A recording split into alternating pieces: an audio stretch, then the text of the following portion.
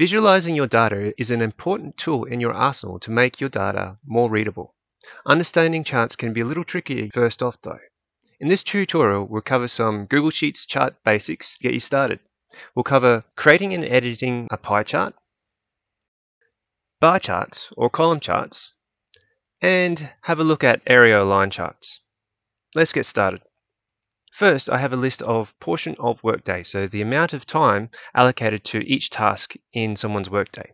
We want to create a chart for this. To get to charts, you can do it in one of two ways. First, you could go to Insert and go down to where it says Chart and click, or you could go up to this secondary menu here and click Insert Chart.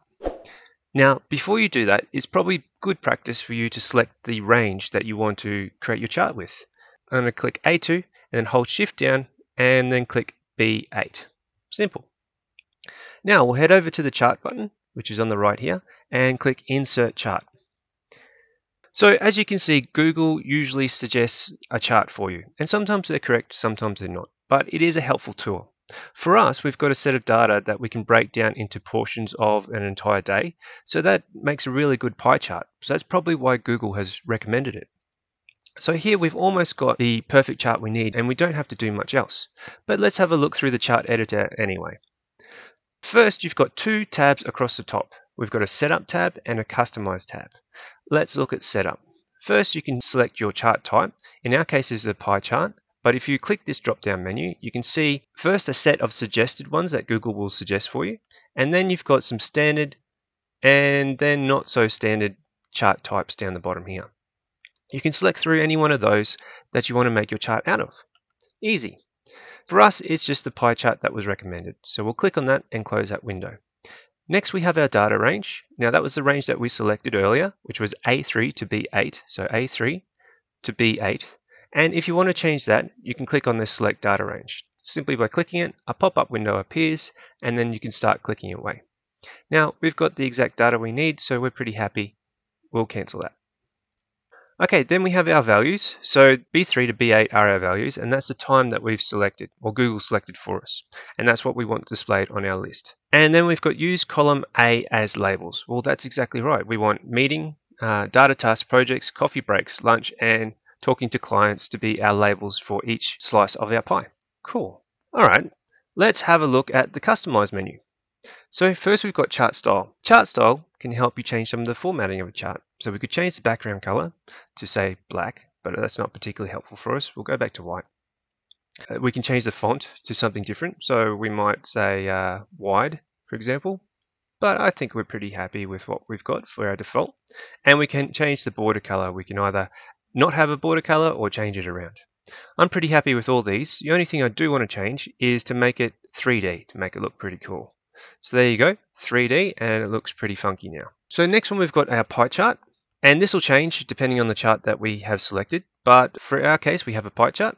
So we've got a donut hole, so we can change this into donut. Now, as much of a fan I am of pies, I also like donuts, so let's change the donut hole percentage to 25, and now we have a not so well rounded donut, but delicious all the same. Slice labels, these are the labels actually inside the slice. Again, if you've got tiny little slices, it's not very helpful. But if I put a label in, for example, the value of each one, so the hours and minutes, you can see them appearing here. But you can see in this yellow one, it hasn't appeared because it's too small to be placed. And then we can change the font, and we can change the font size and the text color. Great, so we'll keep that in there now. And then we'll go to our pie slices. So our pie slices, I think we've got everything we need. The selection was the meeting. We can change that. We can change the color for the pie slice. So our meeting is over here in the blue. And I could, for example, change that to a lighter blue. But we'll hit Control Z and undo that because I quite like the colors. And we can change that from the distance from center here as well. So we can move that aside to make that stand out. But we don't really need that at the moment. Next we've got chart axis and titles. So for us, I want to change the title. Time's not very helpful. Let's put in portion of workday as our title. And you can see that's popped up here on the left hand side as we're typing. And we might want to change the default font to wide. Does that look pretty good? And I'm happy with the color and everything is fine there. Last, we can have a look at a legend. The legend's pretty good. Auto is set up to these little pop-out items here, and I'm pretty happy with how that legend is sorted, so we'll leave it as is. So before we move on to something else, we can close that, and let's have a look at our chart here. So if we click on our chart, we can hover over it, or a user you've shared the document with can hover over it and see some more details of the chart as well. And you could probably make out that each of these pie items has a slight border on it too as you're hovering, just to help you identify what you're looking at. That's pretty nifty. Cool, let's move on to a bar chart. Great, so now we've got a set of data here. So this might be a sales team. So we've got a list of names here. We've got their team, and so that's essentially where they're from, and how many sales that they made. We don't really know much else, but we can make a decent chart out of it. Let's first make a chart by the salesperson. Now, probably a bar chart might be good for this, and let's see what pops up automatically with Google. So I'm going to select column A2 and hold shift down to column C19 and go up to our bar chart here, insert, and we've got a list here like this. Well, it's a column chart, that's not too bad. It kind of looks okay, but I think it'd probably look better with a bar chart. So let's move this and scroll down to bar chart, and that looks pretty good. Now I don't like these labels the way they are, so I'm going to remove this. Now, if you don't get this when you select the first time, that's okay. You can make this occur. So for example, if I delete this, if I delete the y-axis, which is going to be all the names, no worries. And then I can delete the series as well, which is going to be all the data in that range. So I can click these ellipses and hit remove. And then I've got a blank sheet, but I've still got the selected range there, which is great. So we can enter that back in by going y-axis, and we can say names. And then we can go to our series and we can say sales, and that'll pop that back in just perfectly. Now it might not have the titles or anything in there, but that's okay. We can add them in a moment. Cool. Now this blue doesn't really match what we have on the left hand side here. So let's do a bit of editing and see if we can get it to match pretty well for a good presentation. So let's go over to the right tab up the top here and click customization. Let's go to chart style and change the background to this header style here, which is like dark cyan 2. Great. Looking a bit messy at the moment, but we'll fix that up soon. Chart border color. We don't want a chart border at all, so I'm going to select none. And I think that's okay for our chart style, so let's close that menu. Let's go to chart and axis titles. We'll need this because we don't have any titles at all. First, let's select this drop down and find the chart title. And we'll call this sales by sales person. And you can see this has popped up here, but it's not quite the color that we want. Let's use this lighter cyan there. So what I'm going to do, first I want to change the font, and I'll make that white again because I'm quite fond of that. And then I'll go to title text color and smash in the light cyan 3. That's popping now. Good, eh? So that's that one done. Let's do these sidebars because we don't have any information or don't have a title for these vertical or horizontal bars. So let's go horizontal, and that's the one across the bottom, and we'll call that sales. Well, that's handy. It's popped up there, sales. And we'll change that to our light cyan as well, and probably make it bold just so it stands out a bit more. And we'll go to vertical, and our vertical is going to be names. So let's change that to names. And we'll change the text color again, light cyan, make it bold. That's looking a lot tidier now. Cool. Let's move on to our series. So we'll close that titles and move on to the series. And the series is currently in this blue, which really doesn't go. So we'll make this a light cyan blue again to match. And that's looking pretty funky. And let's add data labels. Cool. And you can see here that's added in all the sales for each label, so it makes it easier to read. One small thing with Google Charts at the moment is sometimes you'll see at the wider edges that part of the data label will vanish beyond the border or extend beyond the border so you can't read it. But that's not usually a huge issue.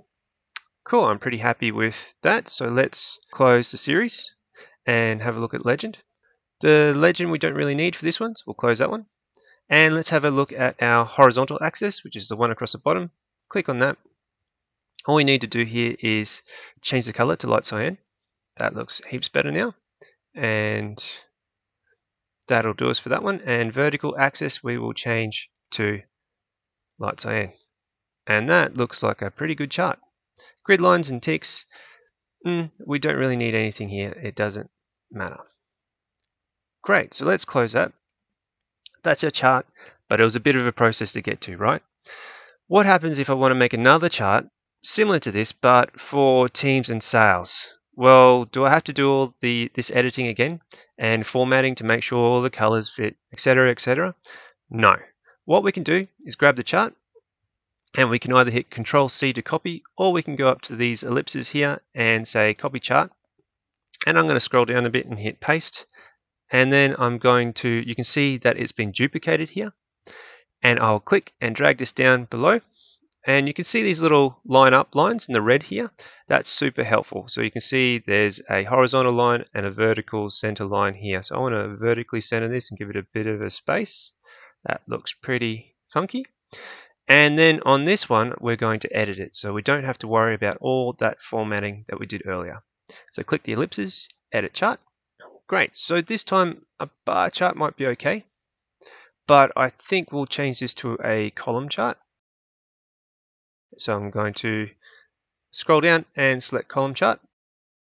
And our range is wrong at the moment. We don't want sales by salesperson, which we've got. So let's remove these x-axis names and the series again. So we'll go remove and remove. And this time we'll add in our team for our x-axis, and our series will add in our sales.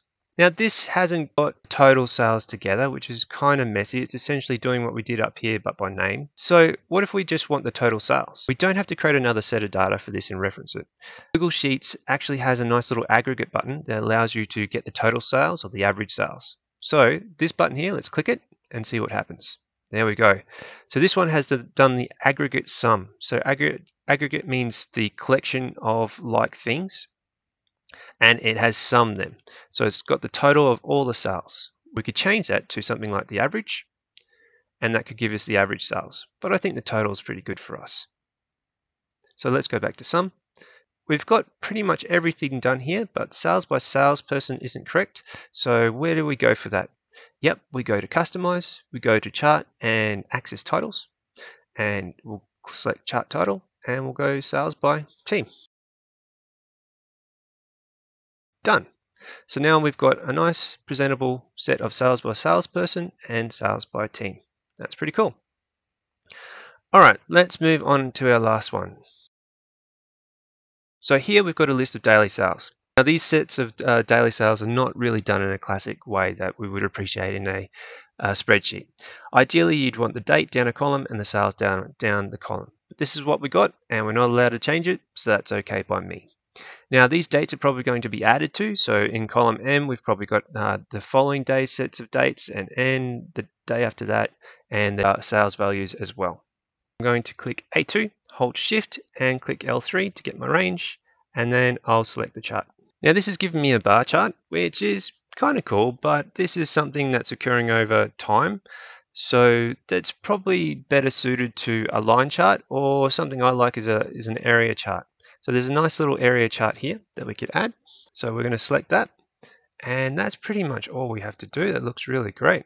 So I'll move this down to put it in position, and now we've got a great little chart that's got our sales versus date over time. Now, if someone comes in and adds an extra date, so let's just drag this across one, and let's type in 4,100, and we'll just update that by clicking this and this. We can update this chart again by clicking the edit chart and changing the range to M3. And now our new piece of data is there. Sometimes when you have the data running in columns instead of like this across in 2 rows, it will also update automatically for you depending on the range that you select. So if I select this and we say edit chart, And if I change my range to, say AA3, and now I've got my data range at AA3, that should extend out. If I go back here and add one to N, let's see what happens. So let's add an extra day, and you can see if it's extended on the chart, and we'll put in a price, we'll say 6,212. Hit enter, and we'll change the formatting a bit to make it look smicky-doo, and you can see that this has been updated on the right hand side to our new price. So that's the basics for creating charts in Google Sheets. There's a lot more to cover, as you can see, in creating charts, and it's well worth the tutorial series on its own. But these basics will help you to accomplish most of the charting issues in Google Sheets. I encourage you to play around with the charts to get yourself more comfortable and start to explore more about what this powerful tool can do. If you enjoyed the tutorial, hit the like button, and I'll catch you in the next tutorial.